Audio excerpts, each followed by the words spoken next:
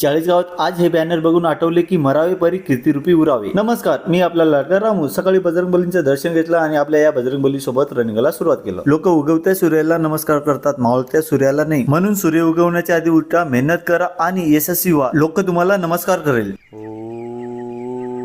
शेवटी शीर्षासन झालं की सर्व आवरून मी क्लासला येतो। तिथं आलं की आपल्या विद्यार्थिनीचा बर्थडे असतो। मग सेलिब्रेशनला सुरुवात होते।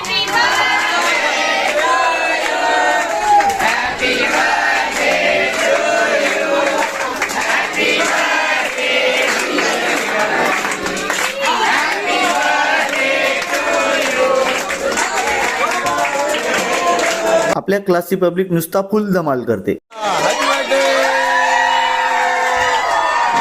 आपले चांगले मित्र आणि मैत्रिणीमुळे आपले दिवस हे स्पेशल होत असतात। इकडे केक कटिंग झालं नाही आणि ही चिल्ला खायला बसली। सर्व आवरून झालो की मी गेलो आपल्या बीएड कॉलेजला। तिथे आपल्या मॅडमांनी मला एवढं मोठं गट्टा दिला आणि सांगितलं की 2-3 दिवसात हे लिहून आणा। ते लिहायचं मी बघेल, तुम्ही आपलं चाळीसगाव बघा कसं आहेत मित्रांनो। त्याच्यासाठी एक लाईक आणि एक कमेंटर होऊन जाऊ द्या। तिथं मला दिसतं चाळीसगाव राजकारणातील राजा माणूस स्वर्गवासी पप्पू दादा गुंजाळ यांचे बॅनर। कमी जगून मरावे परी कीर्तिरूपी उरावे, अशा पप्पू दादांना स्मृती देण्यानिमित्त विनम्र अभिवादन। मग चाळीसगाव फेमस दत्तप्रसादवर पेटपूजा केलं। माझी तर पेटपूजा झाली। मग लाडूच्या पेटपूजेसाठी पेढे आणि केळे घेतले।